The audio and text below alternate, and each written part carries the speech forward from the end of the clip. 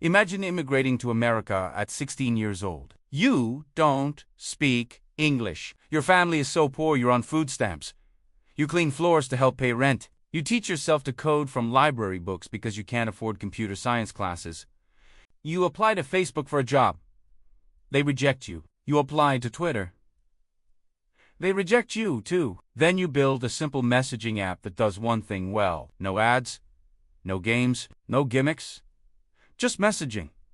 Facebook can't compete with you. So they buy your company for $19 billion, the largest acquisition of a startup that young in history.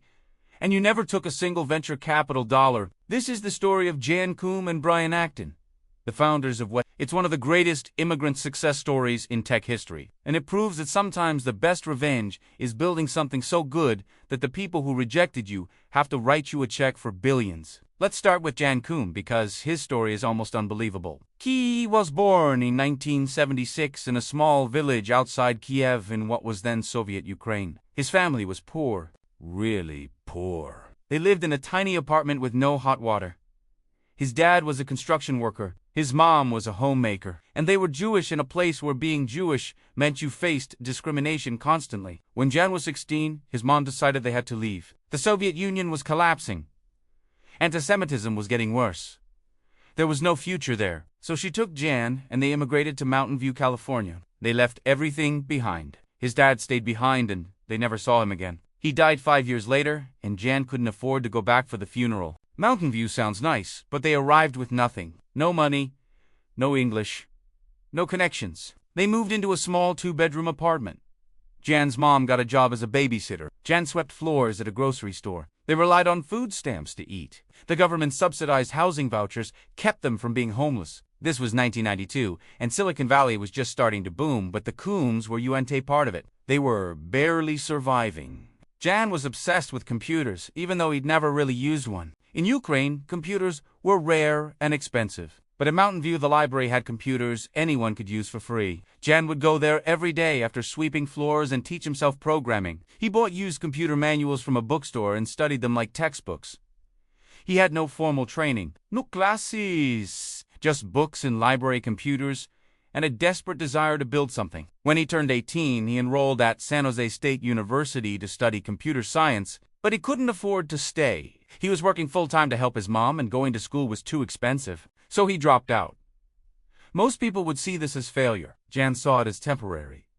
He kept teaching himself. He kept coding. He kept applying for jobs. In 1997, Jan applied to Yahoo. He was 21 years old. No degree.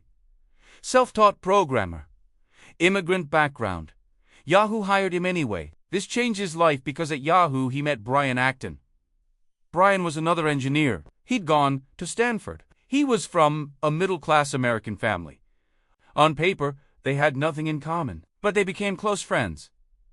They both loved building things. They both hated corporate bureaucracy. And they both wanted to start something of their own. Jan worked at Yahoo for 9 years. He learned everything he could about infrastructure and scaling and how systems work when millions of people use them. But he was restless. He didn't want to climb the corporate ladder. He wanted to build.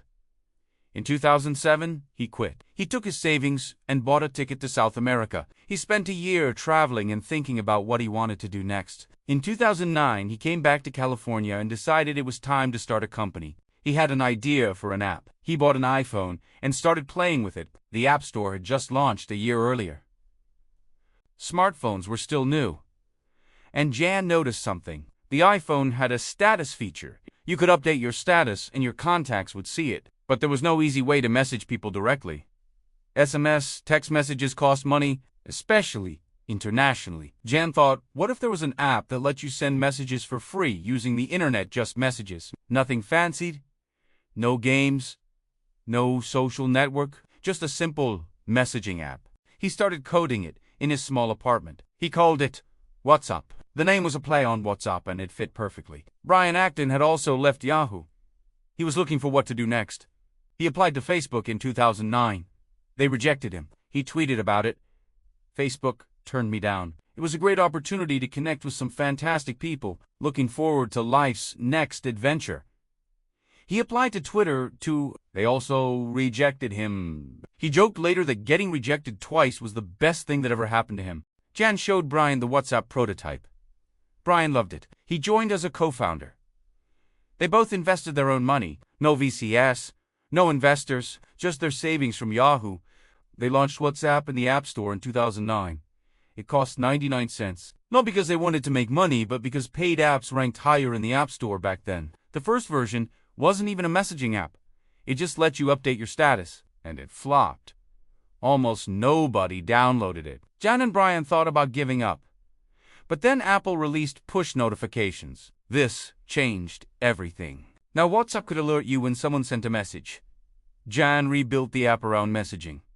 Simple, fast, no ads. No frills. It started growing. Slowly at first, then faster. People loved how simple it was. No usernames, no profile setup. It just used your phone number. You installed it and immediately saw which of your contacts were already using it. And you could message them for free. Internationally. This was huge for immigrants. Jan remembered what it was like to call Ukraine and watch the phone bill explode. WhatsApp solved that. By 2011, WhatsApp was one of the top 20 apps in the US App Store. Jan and Brian still hadn't taken any investor money. They charged 99 cents per year after the first year free. That was it. No ads. They hated ads. Jan's childhood in Soviet Ukraine made him deeply suspicious of advertising and data collection. He wanted WhatsApp to be different. Your messages were private. The company didn't store them, didn't read them, didn't sell data to advertisers. This philosophy attracted users. By 2013, WhatsApp had 200 million active users.